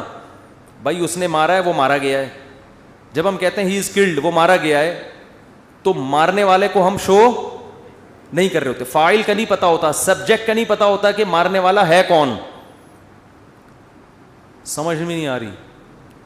تو قرآن کہہ رہا ہے, ہونا یہ چاہیے تھا کہ جنات یا تو شر اور خیر کا ارادہ کرنے والے کا نام نہ بتاتے کہ کون ارادہ کر رہا ہے, بلکہ دونوں کو پیسو وائز میں لاتے کہ ہمیں نہیں پتا کہ زمین والوں کے ساتھ برائی کا ارادہ کیا گیا یا اچھائی کا ارادہ کیا گیا. یا تو یوں کہتے, اور اگر سبجیکٹ کا ذکر کرتے تو یوں کہتے ہمیں نہیں پتا کہ رب نے زمین والوں کے ساتھ برائی کا ارادہ کیا ہے یا اچھائی کا ارادہ کیا ہے. لیکن جنات اتنے ہوشیار, جب اچھائی کا تذکرہ آیا تو رب کا تذکرہ کیا, برائی کا آیا تو سبجیکٹ کو کیا کر دیا, حذف. تو کیا کہہ رہے ہیں, انا لا ندری, ساڈی عقل وچ یہ بات نہیں آندی, سانو نہیں پتا کہ اشر ارید بمن فی الارض, پیسو وائس, کہ زمین والوں کے ساتھ برائی کا ارادہ کیا گیا ہے. کون کر رہا ہے یہ نہیں بتائیں گے, یہ میں نہیں بتاؤں گا, یہ نہیں بتاؤں گا میں. حالانکہ وہ بھی کون کر رہا ہے, اللہ ہی کر رہا ہے نا. لیکن اللہ کا نام نہیں لے رہے. ہمیں نہیں پتا کہ زمین والوں کے ساتھ برائی کا ارادہ کیا گیا ہے یا اللہ نے اچھائی کا ارادہ کیا ہے. اچھائی کی جب بات آئی تو اللہ کی طرف نسبت, برائی کی بات آئی تو وہ بھی تو اللہ ہی ارادہ کر رہا ہے, لیکن اللہ کا نام ذکر نہیں کر رہے ادب کی وجہ سے کہ بھائی برائی اگر ہو رہی ہے تو اللہ تو کر تو رہا ہے, لیکن انسانوں کی حرکتوں کی وجہ سے ہو رہا ہے, تو گویا انسان خود ہی کر رہے ہیں اپنے ساتھ. یہ اللہ تو محض ایک خالق ہے, کر کون رہے ہیں, یہ خود ہی کم وقت کر رہے ہیں. اچھائی ہو رہی ہے تو پھر اللہ کر رہا ہے. یہ تمیز ہمیں کس سے سیکھنی چاہیے؟ جنات سے. کوشش نہ کریں کسی جن ون کو بھلا کے تمیز کے چکر میں, ایسا نہ ہو کہ مارکیٹ سے بالکل شارٹ ہو جائیں. تو اس سے ہمیں یہ پتہ چلا کہ اسلام میں بڑے کا احترام ہے. بعض چیزیں حقیقت پر مبنی ہوتی ہیں مگر اس کو زبان سے ادا نہیں کیا جاتا. تو جیسے اللہ کی تعظیم ہے ایسے ہی بڑوں کی بھی تعظیم ہے. حدیث میں آتا ہے, آپ صلی اللہ علیہ وسلم نے فرمایا جو ہمارے بڑوں کی تعظیم نہیں کرتا وہ ہم میں سے نہیں ہے. تو جب کوئی برائی کی نسبت کسی بڑے کی طرف کی جائے تو ابا کا نام لے کے نہ بتایا کرو یہ سب کچھ ابا نے کیا ہے.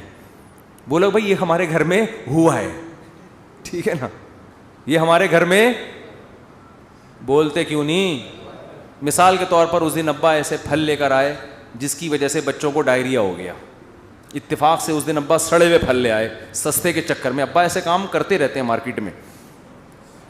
اب بچے لیٹے ہوئے ہیں تو اب بیگم کو چاہیے یہ نہ کہے کہ انہوں نے ڈائریا پھیلایا ہے, بلکہ کہے ہمارے گھر میں ڈائریا پھیل گیا ہے. ٹھیک ہے نا, وہ ابا خود ہی سمجھ جائے گا کس نے کیا ہے یہ کام. پھل کی طرف نسبت کرتے ہیں, ان پھلوں نے بیمار کیا ہے. نسبت بولو, بچے بھی یہ نہ کہیں ہمارے ابا نے ہمیں بیمار کیا ہے, بلکہ بچے یہ کہیں ان پھلوں نے ہمیں, بلکہ پھل سے ابا سمجھ جائیں گے اصل میں مجھے چھیڑ رہے ہیں, بس ابا ہو گئے بیمار. آج کل ادب تمیز مارکیٹ سے بالکل شارٹ. ایک آدمی کو کرونا ہوا, اس کے بعد اس کی بیوی کو بھی ہو گیا. مجھے بار بار آ کے بتا رہے میری بیوی کہہ رہی ہے آپ کی وجہ سے ہوا ہے مجھے بھی. اب دیکھو اس آدمی کو تو ٹینشن ہوگی نا یار, وہ ہو گیا اللہ کی طرف سے ہو گیا. نہیں پہلے آپ کو ہوا تھا تو آپ کی وجہ سے کس کو ہوا ہے؟ مجھے. اسی طرح اب شوہر بھی بیوی پہ بلی ڈال سکتا ہے, تمہیں ہوا تھا تمہاری وجہ سے مجھے ہوا ہے. بھائی کس کی وجہ سے ہوا ہے؟ بس اللہ کی قدرت ہے, ہو گیا. چھوڑو وہ کون گلے ملا تھا آپ سے, کس نے آپ کی طرف منہ کر کے چھینکا تھا. ہم ایسے بہت سے لوگوں کو جانتے ہیں جو ٹی بی کے مریضوں کے ساتھ چپک کے انہوں نے زندگی گزاری, خدمت کی, مگر ان کو ٹی بی نہیں ہوئی, اور 2 گھر چھوڑ کے جو بندہ بیٹھا ہوا تھا اس کو ہو گیا. تو آج کل نا یہ تمیز مارکیٹ سے شارٹ ہو رہی ہے. بڑے چھوٹے کا ادب کیا ہو رہا ہے؟ ختم. فوراً بلی ڈال دیتے ہیں اس نے کیا یہ. تو اگر کیا بھی ہو بھائی نسبت مت کرو, تقدیر کا حصہ, بھائی ہو گیا ہمارے ساتھ. قرآن دیکھو ابراہیم علیہ السلام کیا کہتے ہیں, وَإِذَا مَرِضْتُ فَهُوَ يَشْفِينِ. کیا خاندانی کلام ہے یار. حضرت ابراہیم کہہ رہے ہیں جب میں بیمار ہوتا ہوں اللہ مجھے شفا دیتا ہے. حالانکہ بیمار کون کرتا ہے؟ وہ بھی تو اللہ ہی کر رہا ہے نا. تو کہنا تو یہ چاہیے تھا کہ اللہ ہی بیمار کر کے اللہ ہی مجھے ٹھیک کر دیتا ہے. تو سوال ہے اس میں اللہ کی تعریف کی کیا ضرورت ہے؟ بیمار بھی تو اسی نے کیا تھا. لیکن اللہ کی حمد و ثنا کر رہے ہیں, بیمار تو میں ہو جاتا ہوں, شفا کون دیتا ہے؟ اللہ. تو یہ ادب تمیز سکھایا جا رہا ہے کہ انسان کے بچے بن کے زندگی گزارو, بڑے چھوٹے کا ادب کرو.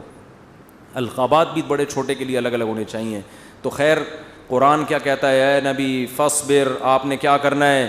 صبر کرنا ہے. تو ہمیں بھی ترغیب دی جا رہی ہے کہ ہم یہ نہ سمجھیں کہ ادھر ہم دعوت دیں گے ادھر فوراً لوگ ہماری دعوت پر لبیک کہیں گے. جس کو جو بات سمجھائیں گے 2 منٹ میں اس کی سمجھ میں وہ بات آ جائے گی اور وہ بالکل ہمارے نظریات کے مطابق ہو جائے گا, اور اس طرح ہم ہنسی خوشی زندگی گزاریں گے.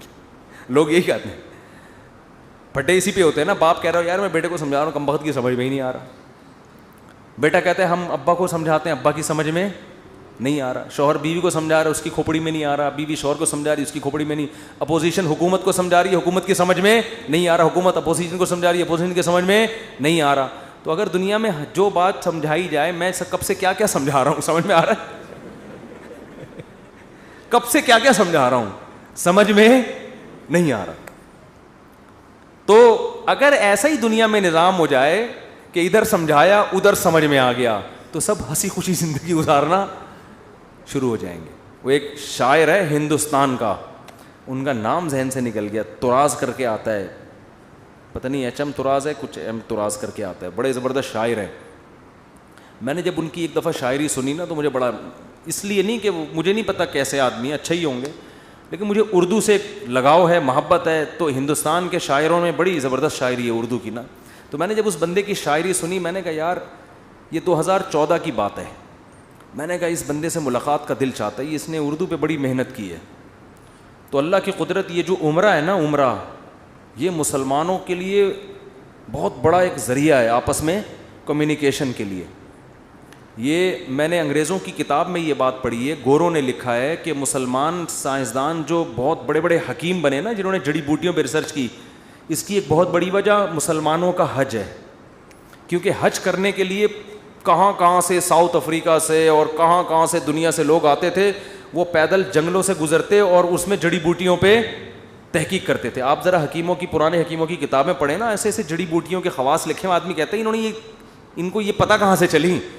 تو وہی حج اور عمرے سے جو مسلمانوں کے سفر ہوئے ہیں, پھر مختلف ملکوں کے لوگ آ کے عمرے میں ایک دوسرے سے ملتے ہیں, ایک دوسرے کی تہذیبیں سیکھتے ہیں, سکھاتے ہیں. یہ مسلمانوں کے لیے یہ بہت بڑا ایک ذریعہ بنا ہے. یہ بیت اللہ جو ہے نا, یہ مسلمانوں کو آپس میں کنیکٹ کرنے کا صدیوں سے ایک بہت بڑا ذریعہ ہے. یہاں کے ترکی, پاکستانی, انڈونیشیا سب آ کے کیا ہوتے تھے, مل جاتے ہیں.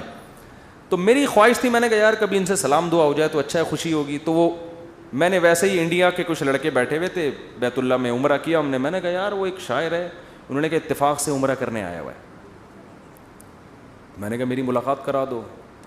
تو مجھے نہیں پتا تھا وہ مجھے جانتے ہیں. تو جب ملاقات ہوئی, انہوں نے کہا میں تو آپ سے خود بہت دنوں سے ملنے کا مشتاق, آپ کے بیان سنے بڑا مزہ آتا ہے. اس وقت میرے آڈیو بیان ہوتے تھے. تو بات کیا کر رہا تھا میں, تو ان کا ایک شعر تھا, شعر ہی بھول گیا.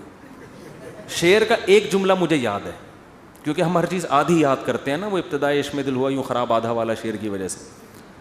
تو اس نے کہیں اپنی محبوبہ کا شاعر نے تذکرہ کیا ہوگا کہ وہ کہیں چلی گئی, یوں ہو گیا, ٹینشن میں آ گیا. تو اس نے لکھا یہ انہونی نہیں ہوتی تو پھر ہونے کو کیا ہوتا, یہ انہونی نہیں ہوتی تو پھر ہونے کو کیا ہوتا. یعنی دنیا میں کچھ عجیب سے کام ہوتے ہیں تو پھر ہوتا ہے نا کچھ نہ کچھ, تو آدمی انجوائے کرتا ہے کچھ ہوا ہے.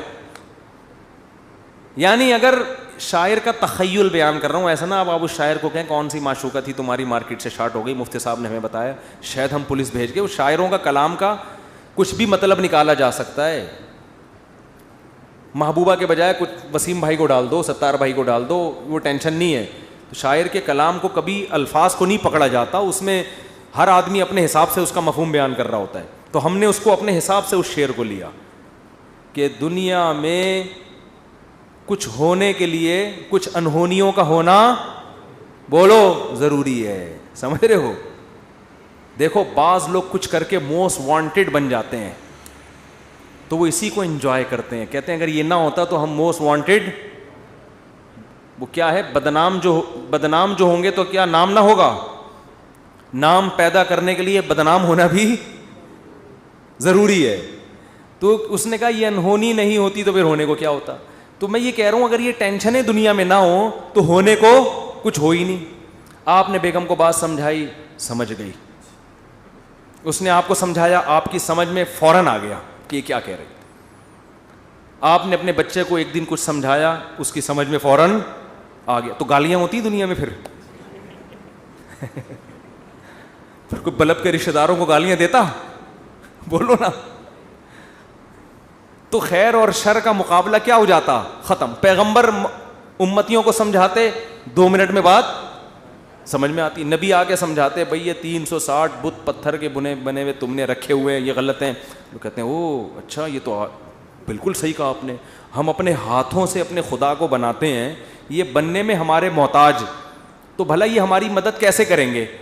بات تو کلیئر تھی نا 2-4 کی طرح, مگر ان کی کھوپڑی میں نہیں آئی ہے. 10,000 کا لشکر لے کے مکہ پہ حملہ ہوا ہے, خون بہے ہیں, لو عورتیں بیوہ ہوئیں, بچے یتیم ہوئے. اتنی سی بات سمجھانے کے لیے 23 سال کی ٹینشن ہے, پھر جا کے بھی سمجھ میں پھر بھی نہیں آئی.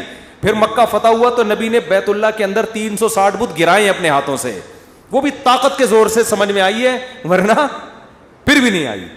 اگر یہ حملہ نہ ہوتا تو آج تک 360 بت رکھے ہوئے ہوتے, آپ دلائل میں مناظرہ ہی کر رہے ہوتے, بحث ہی کر رہے ہوتے کسی کی کھوپڑی میں نہیں آتی بات. تو بھائی اتنی بڑی حقیقت جب بحث سے کسی کی کھوپڑی میں نہیں آئی تو آپ کی بیگم آپ کی فرما بردار کہاں سے بن جائے گی؟ کیونکہ آگے اس کے پاس بھی دلائل ہوتے ہیں سمجھانے کے لیے. آپ اس کو جب سمجھاؤ گے شوہر کے یہ حقوق ہیں تو کہے گی کہ صرف شوہر ہی کے ہیں, بیوی کے نہیں ہوتے. اب کیا جواب دو گے آپ؟ اب یا تو 10,000 کا لشکر لے کے سسرال پہ حملہ کرو, یہی ہوگا. 10,000 کا لشکر لے کے کیا کرو؟ سسرال پہ حملہ کرو, اپنے حقوق پاس کرواؤ. ایسا نہیں ہوگا. تو بس یہی ہے کہ آپ نے سمجھایا, نہیں سمجھ میں آیا. اس نے سمجھایا, آپ کی سمجھ میں نہیں آئے. ہنسی خوشی زندگی گزارو. بولو یہ انہونی نہیں ہوتی تو پھر ہونے کو کیا ہوتا.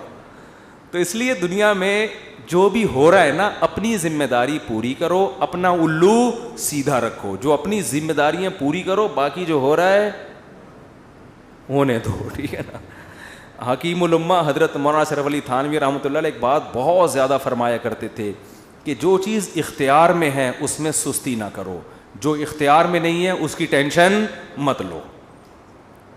اولاد بگڑ گئی, بھائی آپ نے کوشش کی سمجھانے کی, اب کنٹرول میں نہیں ہے, چھوڑ دو یار. ساری زندگی یہی ٹینشن نہیں, لوگ پالتے ہیں ٹینشن, میرا بچہ کیوں نہیں صحیح ہو رہا, میرا بچہ کیوں نہیں صحیح ہو رہا, میرا بچہ کیوں نہیں صحیح ہو رہا. چھوڑ دے یار اس کو اپنے حال پہ, چھوڑ دو اس کو اپنے حال پہ. یہ کیوں نہیں ٹھیک ہو رہا, وہ کیوں نہیں ٹھیک ہو رہا, یہ کیوں نہیں صحیح ہو رہا, عمران خان نے جو وعدے کیے تھے پورے کیوں نہیں ہو رہے. تمہارے اور کم ٹینشن ہے یار. تو اللہ پوچھ لے گا بھائی جو آپ نے وعدے کیے تھے پورے کیے کہ نہیں کیے. تو جو کام اپنی ذمہ داری میں, حتیٰ کہ کسی نے ان سے پوچھا کہ حضرت میرا نماز میں دل نہیں لگتا, خیالات منتشر رہتے ہیں.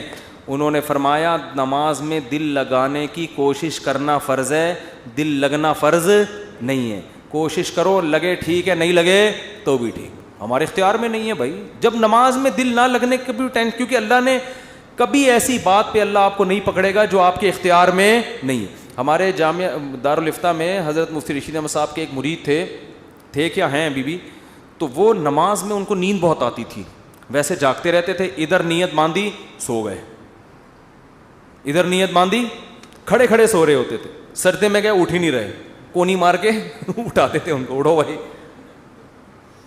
اور ویسے ٹھیک ٹھاک پھر رہے ہیں. وہ تھے بڑے نیک, ان کو فکر تھی یار نماز میں دل لگانا چاہتا ہوں, اور نمازیں بھی ماشاءاللہ بہت پڑھتے تھے, تہجد کے پابند, لیکن جب کھڑے ہوئے سو جاتے تھے.